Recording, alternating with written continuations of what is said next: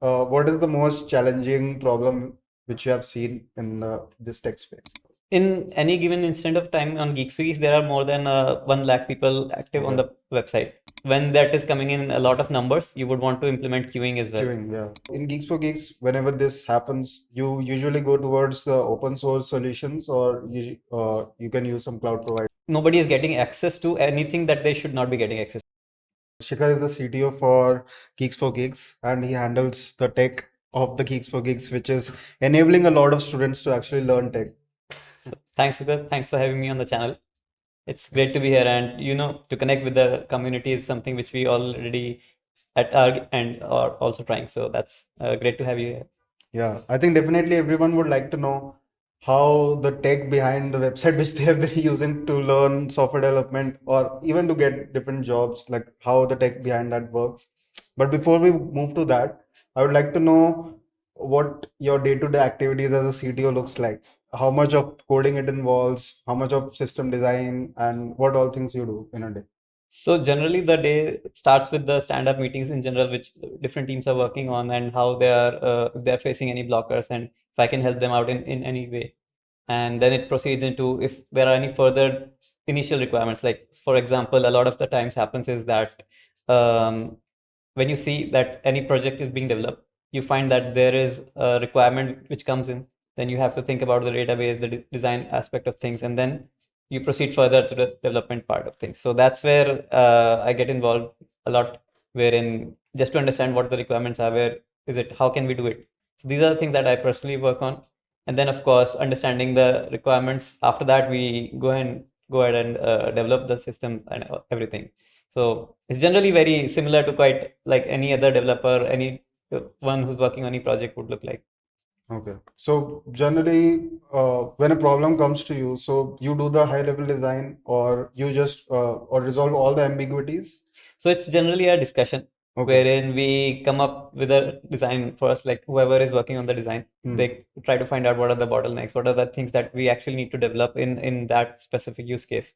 And then we look at it, we discuss, and me and the other team members, of course. So we discuss about what are the things that can go wrong and what are the bottlenecks that we can experience in any case. Like for example, if it scales a little more than what we expect.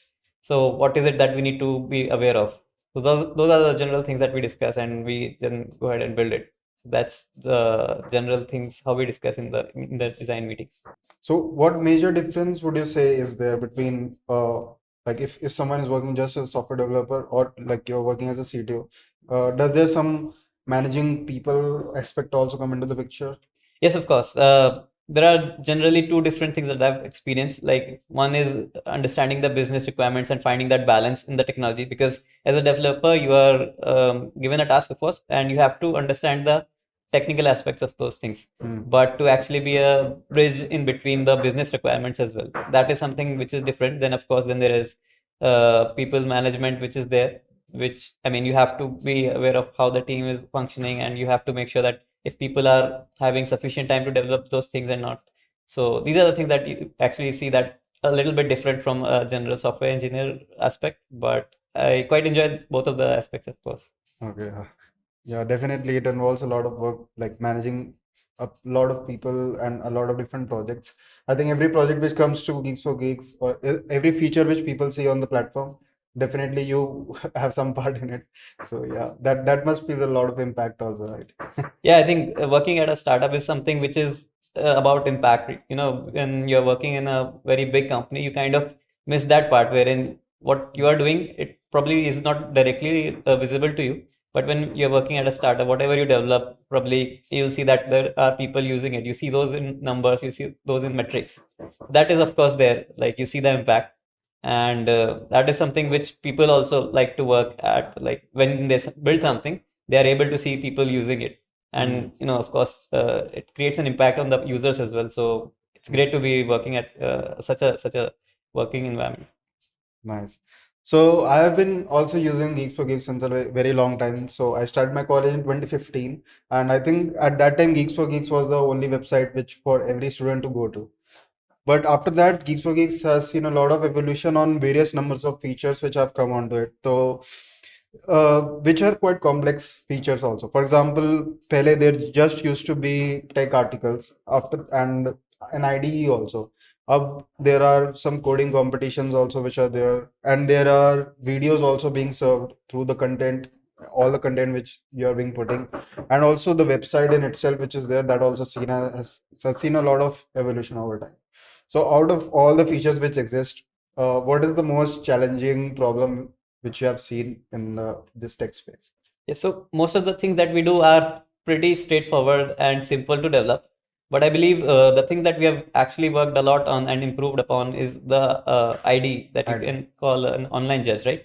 Wherein there are, in any given instant in a contest, there are multiples of submissions coming in and real time, and there is a lot of processing happening in those point of times.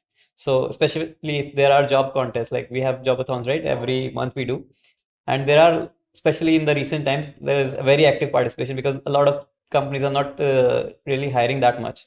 So these job contests are a way for people to actually take part and get the jobs.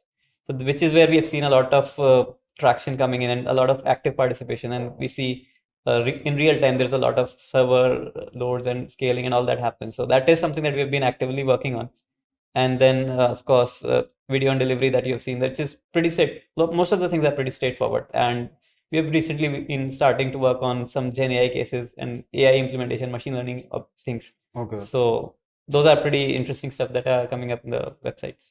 So what's the maximum load numbers that you have seen generally per day, like, or in any contest you see the number of requests which are being submitted? So in any given instant of time on GeeksForGeeks, there are more than 1 lakh people active on Okay. the website. But specifically, if you talk about the people who are coming on taking part in the contest, we have seen around 50,000 to 1 lakh people actively participating in the contest. And of course, if you multiply with that with the number of submissions coming in, that's in 1 lakh, more than 1 lakh submissions coming in real time. So that is the general scale that we have seen. And that's where we want to actually improve upon as well. Like you see, if as you must have seen that in contests, a lot of the contests fail at times. So this is something that we have been actively working on, that even if you're failing, you must fail bigger, right? If not, so that's what we've been working on.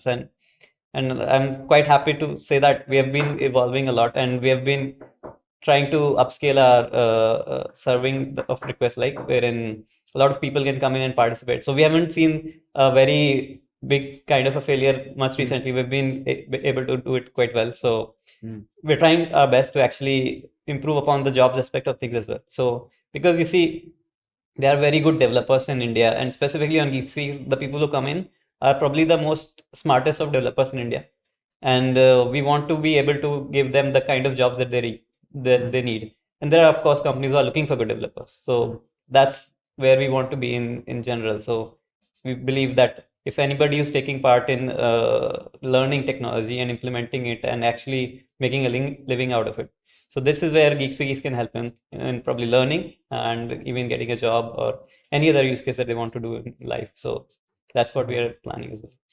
Okay, so I'm not sure if you can talk much about the actual architecture of what you are using, but suppose if someone wants to build an online IDE, so what is the very high level design, if you say, would be there for anyone to build it?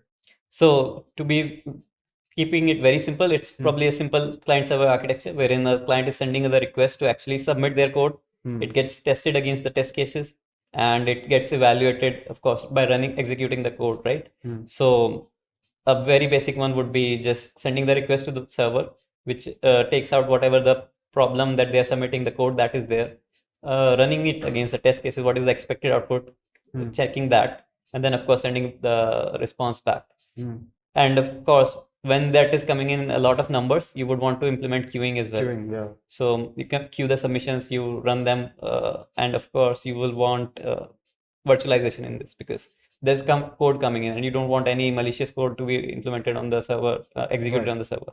So those are the basic things that you could actually think of when you're trying to implement something like this. Yeah. I can also think of something like if someone copies someone code and publishes it. So you have to check that also. Now, if the number of submissions are very high, so how do you make sure that that doesn't happen? So in general, we do the plagiarization after the contest, Okay. wherein we let the submissions come in, evaluate them whether they are correct or not. All those parts is done.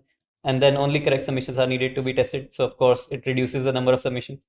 So that is something we do after the contest, and that's where we've seen that a lot of companies do that actually. So wherein you actually done once you're done with the contest, the plagiarism checks are done, then the results or leaderboard is generated. So that's how we do also.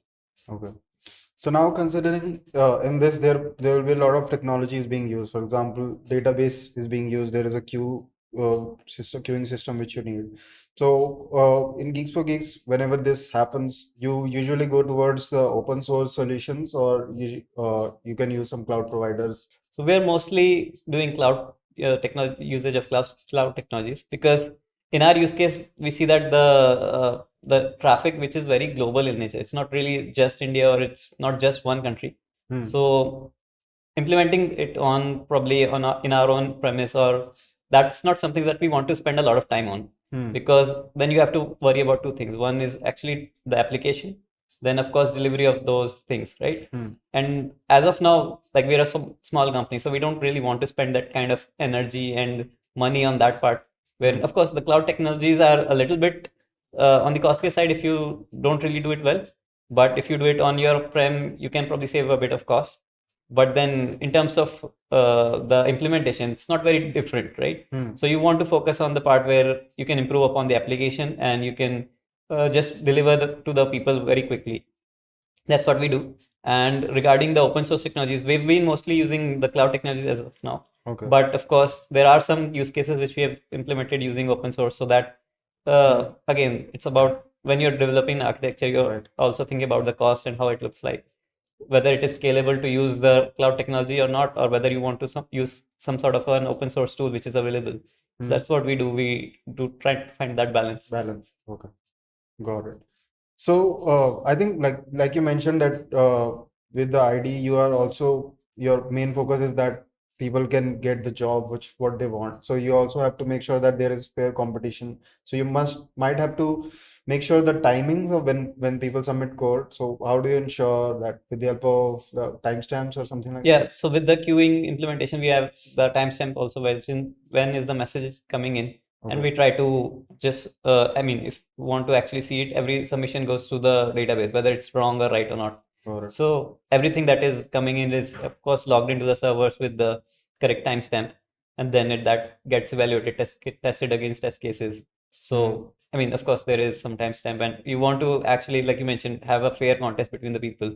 And it's mostly about how they are able to solve or not. So, like, if you think about it, like, in some cases, that one programming language will function better than the others. Right.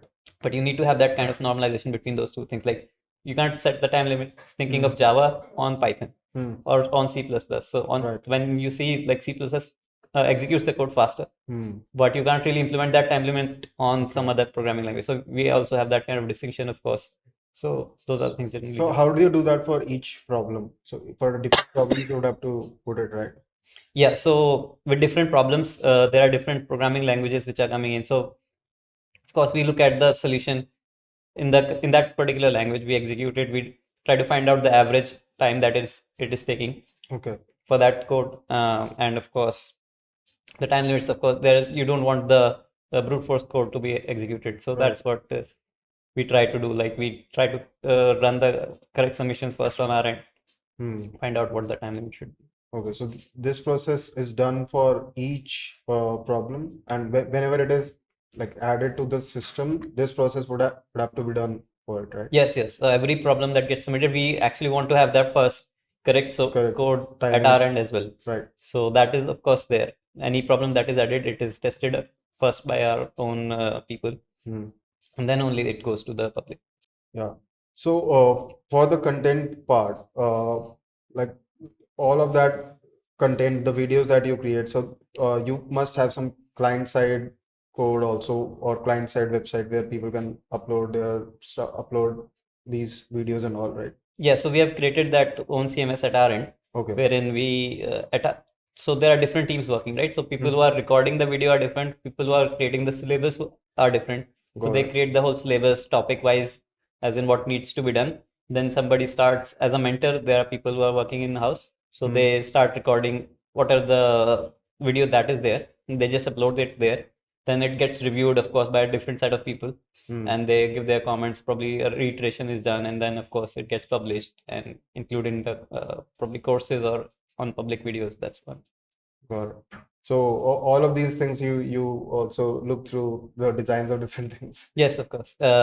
We try to make it very like if any team is working on one thing, we want to be make sure that learning is also applicable in some other use case, right? We don't really want teams to be functioning on different use cases on different technologies. Probably, if there is some learning from one project, we can of course reuse it in another project as well. So that is generally we try to discuss a lot and understand what needs to be done.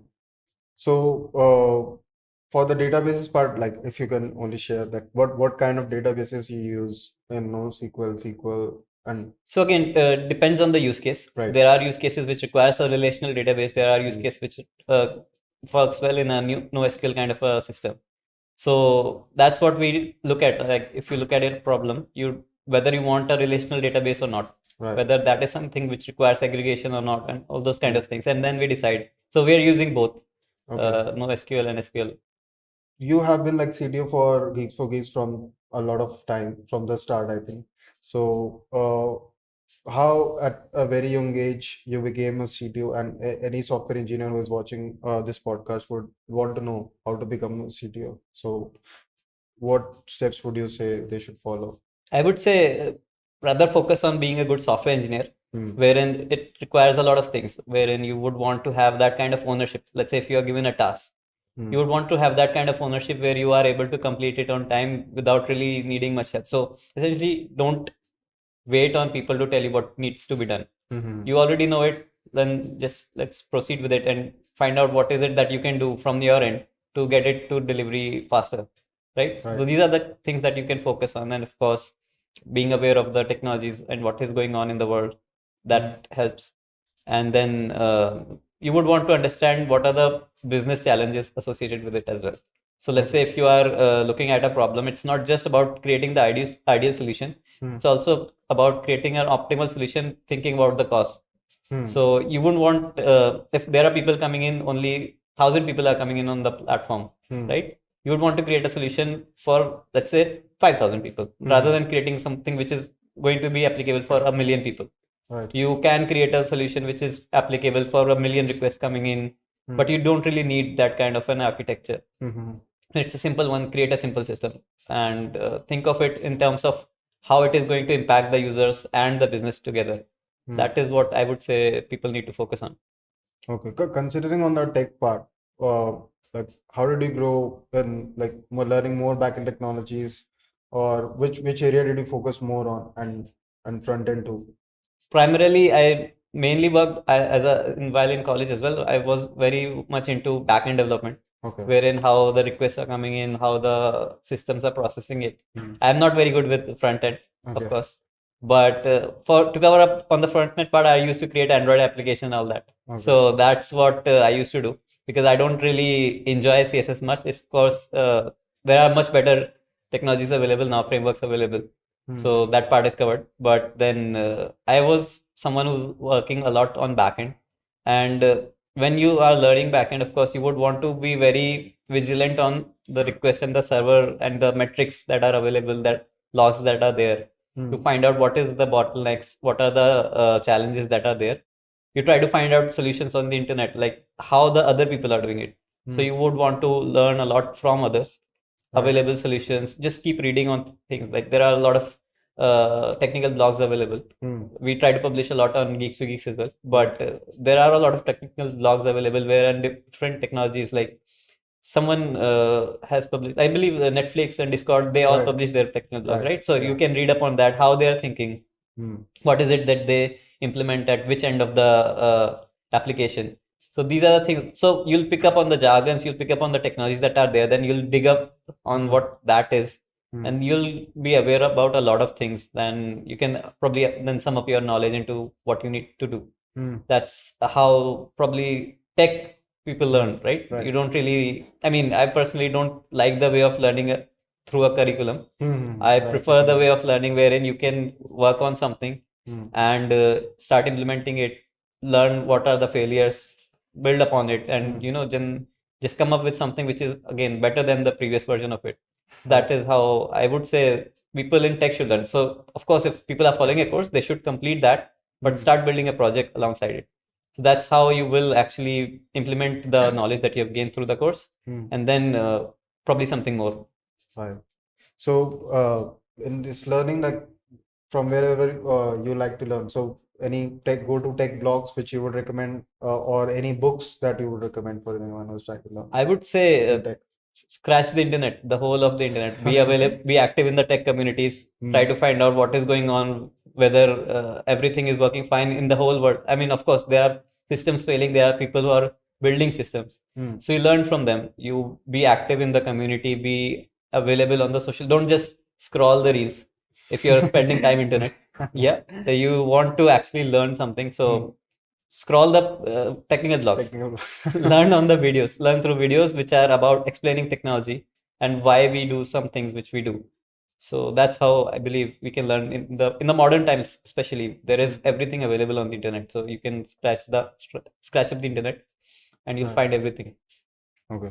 So, on the side, do you do anything apart from like from your job, like any open source contributions you do or any personal projects? So I've been thinking about a lot, and I learn a lot. So I mostly spend my time learning anything, like any technology that comes in. So recently I started learning about Gen AI use cases, how we can implement in our case, right? So it's not just about implementing in our case, what else we can do through Gen AI. And in general, you'll find a lot of technology. So as a kid, I want to develop games.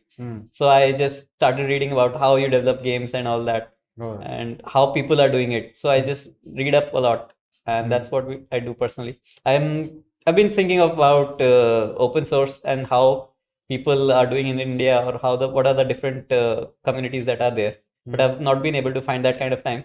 But for sure, that if something is interesting to me, I will probably look into it, of course. Nice.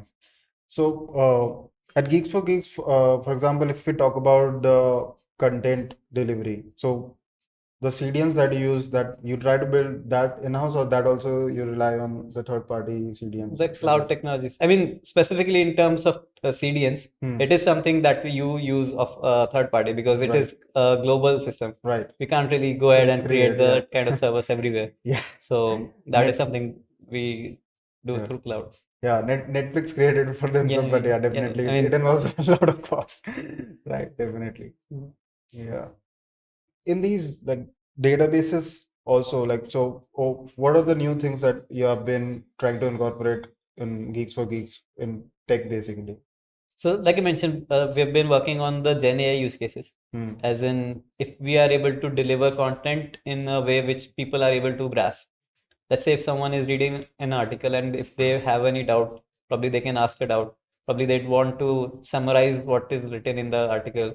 Okay. And these are the kind of things that we're working on. Probably I've been leaking some information here, but it's coming up in the future. Okay. Got it. So, as a CTO, do you also think about the content, or your job is just to create the backend and the content is No, sort so of these are, I mean, the main thing is content on Right. GeeksForGeeks, right? So everything, I personally believe that technology is just a means to actually do an end, Right. wherein the main part of GeeksForGeeks is the content, the knowledge that we can help out the people with. If we can provide a platform which people can share their knowledge on, that's what we are been trying to build. And technology is just a means to deliver that kind of thing, right? And I personally discuss, so a lot of the meetings that we do is with content teams. They want to explain to us like what is it that we can do to make it better. So these are the general discussions that we definitely keep doing on our end to actually understand what is it that is needed from the tech. So tech is mainly just, you can say, a support of the teams which are doing everything else. Yeah. So any new feature comes up and you discuss like what it would be. Yeah, what is the main use case that they're trying to solve? What is the problem that they're trying to solve? So which is what we discuss with them, whether we can solve it this way, or is it something different that they're expecting? So these are the things that we do. So if you can share about the tech stack that you have been using at GeeksForGeeks. So we've been developing the backend in Python. So Django is there. Got And it. then of course React.js, Next.js that we have implemented. There's a lot of PHP as well, and we have been trying to port that to the newer technologies because, like I mentioned, it's a bit difficult to get good developers working on much older technology. So I would say I prefer to work on PHP, but then people actually have been thinking that PHP is not scaling and everything, but it does.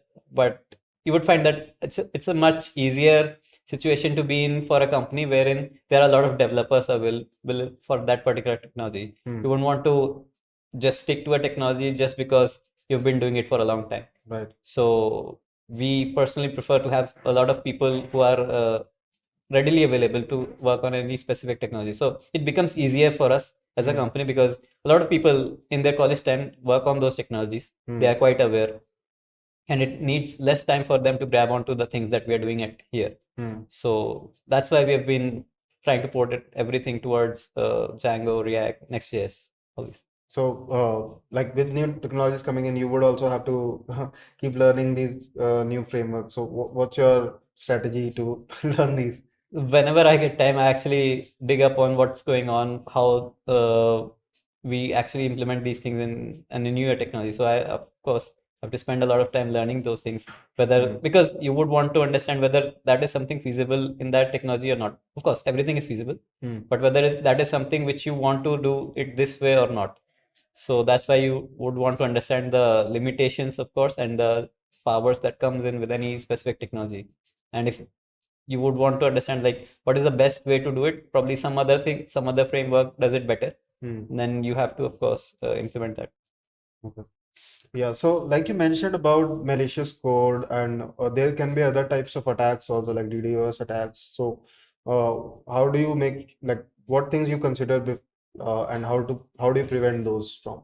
What checks do you implement? So generally there are web application firewalls available Hmm. on any cloud technology that you implement, right? So Got your main objective is to make sure that not a lot of malicious activity comes into the servers.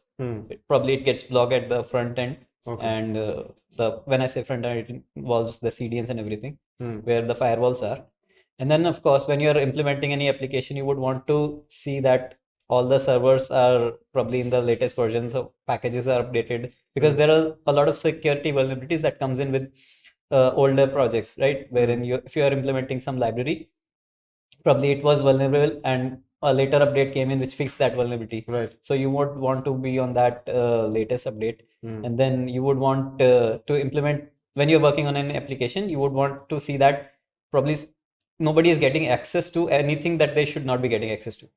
And that's where you see from the database ports if there is any open ports available at the application servers, and if there are any things which we are doing which is vulnerable, you would want to try to limit that, probably sanitize the inputs and everything.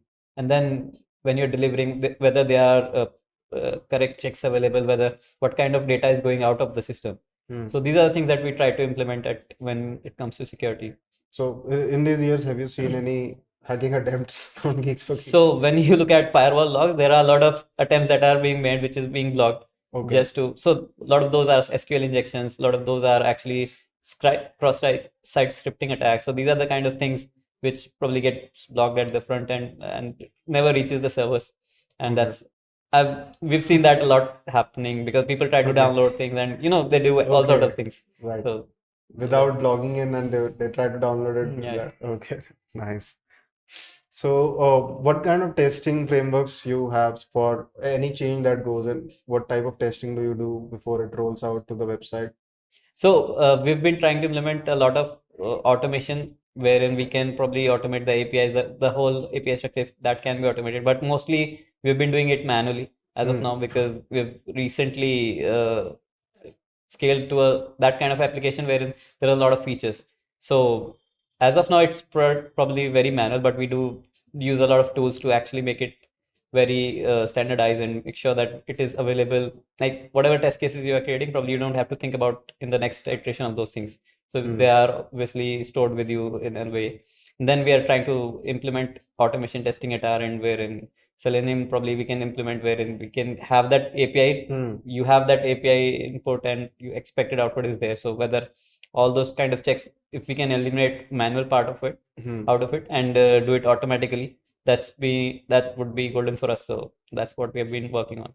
Yeah, yeah. So you would basically want to do a lot of load testing also on your Yeah. IDs that a lot of people are submitting the code at the same time and it should not crash. Yes, yes. So we have the scripts ready for it. Whenever we want to load test something, we implement those scripts, see how the system scales and everything. So that is of course there. Yeah, and you must also have different set of environments like test, staging, and then it Yes. goes to production. Yeah, that's of course there. Yeah. Okay.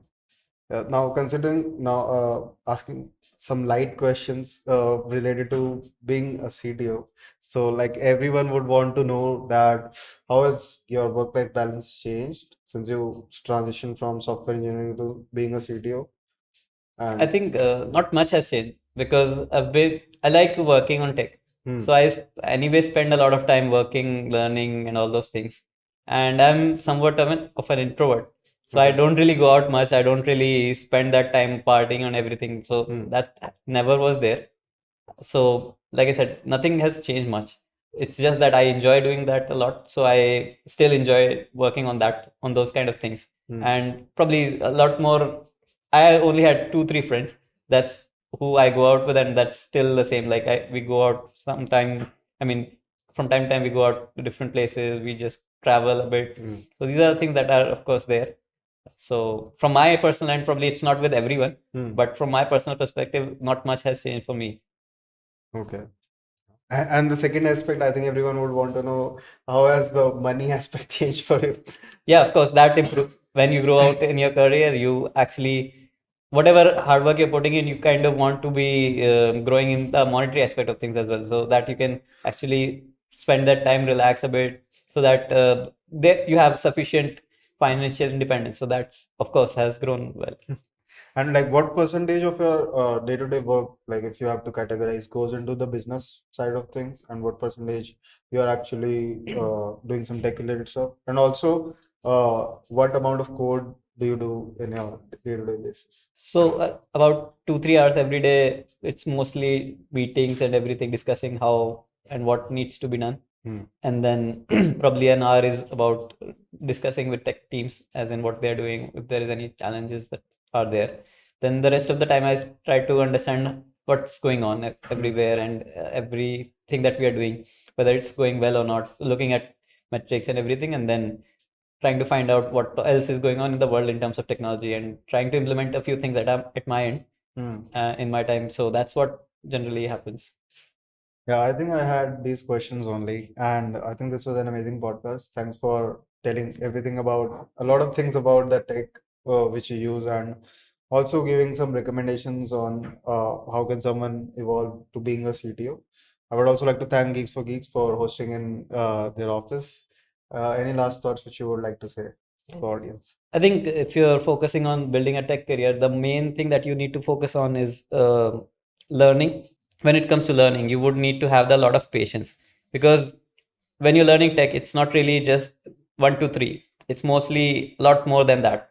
That's where you need to have a lot of patience. You need to have a lot of vigor to work hard, and that's all. Probably it's similar to for any field, but specifically in tech, if you talk about, it's more about patience and hard work. That's all you need to focus on. Okay, great. Thanks. Thank Thanks for you. taking our time once again. Thank you for having me. Thank you.